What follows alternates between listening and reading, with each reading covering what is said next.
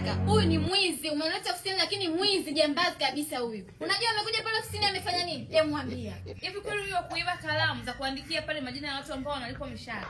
Anaiba form za kujazwa majina ya watu anachukua. Kaiba stapler, kaiba chaki. Kaiba yani kile kitabu kile ambacho kinaandika orodha yote ya watu waliolipwa mshahara. Kabeba huyo. Kalamu unapeleka wapi? Collection paper unapeleka wapi? Haya, collection fluid ile, si ndio? Na kumbe unamjua ni mwizi. Kwa nini ulimleta kwetu? Yaani huyu mimi nilijua labda humu ndani anakosa hela. Nikaona nifanyeje? Nikaona nimtafutie mazingira yoyote ya kupata chochote. Ndio kama utetie mwizi. Hebu nipeni muda niongee naye kidogo. Kidogo. Bwana, si unaona pale alipokuwa anaongea huyu baba? Sasa nasikia jamani. Mimi nimeongea naye. Huyu ni mdogo wangu kama nilivyowaambia. Nimeongea naye lakini anasema hivi vitu hajavipeleka popote. Kwa mimi ninachowaombeni, sawa?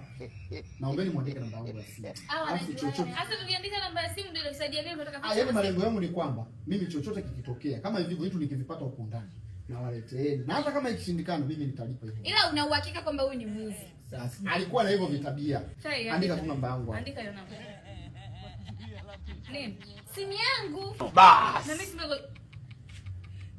tulikuwa na simu, ziko wapi simu zetu? Tulikuwa na simu sasa hivi. Kidege. Naomba simu zetu.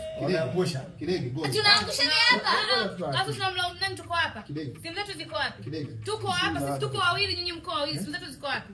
Mimi sina simu. Huyu mwanao ni mwizi, tena ni jambazi. Na simu mbili. Jamani simu sisi. Wewe kaka wewe. Na tunaondoka. Ngoja. Tunaongea hapa hapo umeiba. Bwana mimi naye niwe makini. Unapoteza. Hadi wenyewe wewe. Sinongo. Wauliza hawa. Hata kujua tunaomba tuweke kazini. Kidege umeiba. Unanibia hadi mimi kaka kucheka mbele za watu unaniaibisha kweli. Wewe unijui. Subiri. Huu ndio mwisho wa wewe kukaa na mimi hapa. Sema ukajijana hata kufikiria mimi ni kaka yako. Umenielewa? Potea.